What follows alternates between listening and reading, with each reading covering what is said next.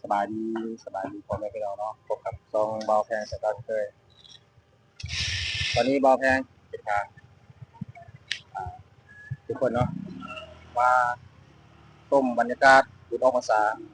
อากาศเป็นสูงเฮือเป็นบุญสูงเฮือเดี๋ยวว่าแพงย่างไปทางด้านหน้าเนาะจะถ่ายบรรยากาศว่ามีคนมาส้มมาเที่ยวหลายบ่ในเมืองเบียของเขาเดี๋ยวว่าแพงกันย่างไปเนาะส้มเนาะเนาะเดี๋ยวทำเพื่อขับรถไปทำกันเนาะพี่น้องบรรยากาศโคตรคืนหลายเนาะมีรถหลายกระเจ้ามาติดมาเที่ยวเมืองเบียงของเขาเป็นคนภายในหรือต่างประเทศกระเจ้าก็มาหลายมันแต่ว่าเป็นทรงเรือพี่น้องจากรถง่ายรถจังเนาะเจ้าก็มีขายบางตลาดถ้ากับเพื่อนได้เพราะว่าฝนตกพี่น้องที่ว่าชิโกแดดนี่ก็ชิแดดรถหลายแบบนี้เลยเดี๋ยวว่าแพงยางเขาดังด้านในเนาะ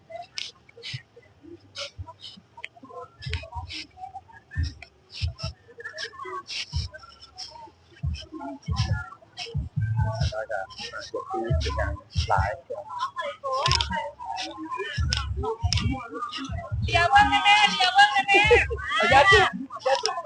ครับเนี่ยจะมีกระบอกเรื่องของทายของตัวเองต้องไปเป็นจุดปัจจัยสร้างมันสร้างปลาเข้ากันกินข้าวมันคิดไปนะตามตาลาเป็นการพูดไปว่าพี่น้องกระเจ้าจะมีให้อยู่ดีมีแห้งเออหนาวหันในบุญออกพรรษาอยู่ดีมีแห้งเก็บแขนคนบ้านเมืองเนี่ยลูกกับคนฆ่าตัวตายแล้วใช่ไหมขอไปต้อนรับธรรมดาบ้านเมืองเขาก็เป็นทั้งแรกเนี่ยเป็นคนเดียวถ้าเป็นคนเดียวก็ได้แล้วก็มีเรื่องได้ดีนะ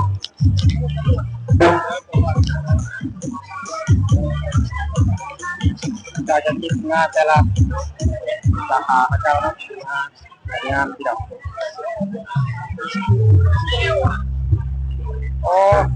สวัสดีเจอมูพี่น้องมูกับมาขายเครื่องนะจะขายดีนะคุณต้องไปอาจารย์เจ้าคุณจะได้เจ้าคุณจะได้บอกเนี่ยคนทางจะซื้อเลยนะ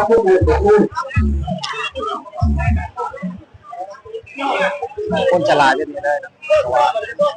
เขาแข่งขันนะ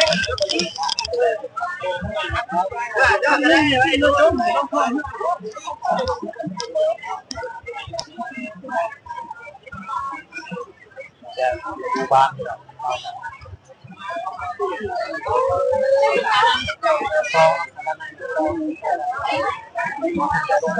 ผักตัดมาเลย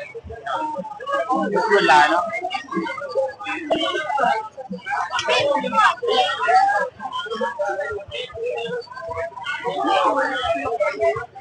สลายกับแมนมีแต่คนลาพี่น้องเจ้าจะ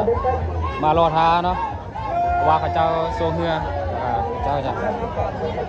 มาลิ้นมากินนะครับโอ้หลายพี่น้องเจ้ากันนี่เลย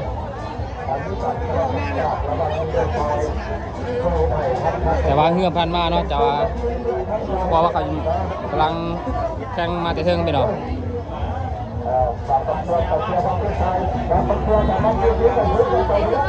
บรรยากาศกับฟุดฟื้นกันไปเลยพี่น้อง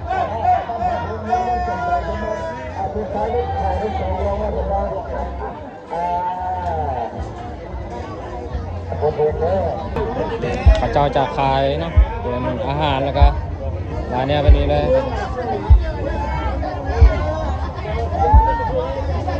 สลายมีแต่คนลาวเนาะเพราะว่าบุญโอมาสาเจ้ามาเที่ยวเล่นมีภาษาทั้งหมดเนาะสาวกระไรเนาะเจ้ามาเกี่ยมมาเสียมาส้มเกี่ยมเสียเกี่ยมส้มไปทำการเด้อพี่น้องเด้อ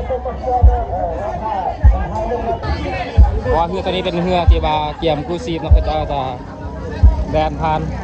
เพราะว่ายามเรือมันจมน้ำจะมีพี่น้อง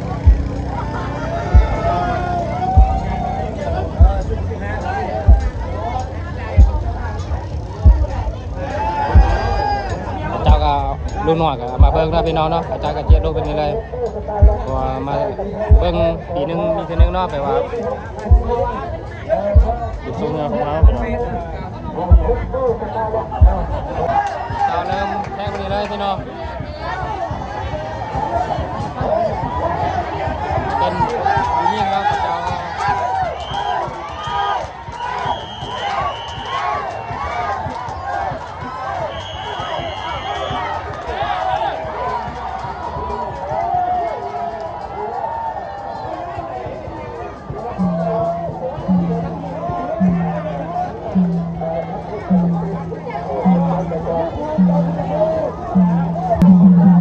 ทุกๆปีเนาะพี่น้องเนาะเขาเจ้าจะมาแข่งขันอยู่บนนี้เลย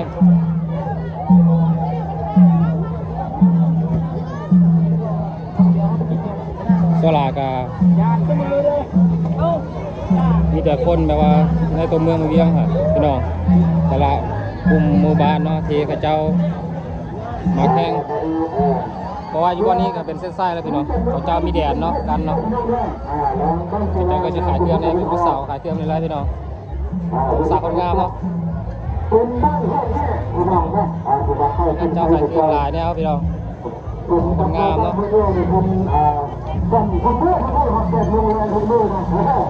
เจ้าจะขายเป็นไรพี่น้องจะขายหลายแนวเนาะเขาเจ้าจะขายกินเนาะพอพี่น้องพระเจ้าจะแห่เนาะเพราะว่าพระเจ้าได้ขันมาตอนนี้เลยพี่น้องจะได้ขันเลยเพราะว่าเป็นบ้านเนาะเป็นบ้านวัวแย่พี่น้องสิ่งที่ว่าได้ชนะเลิศตั้ง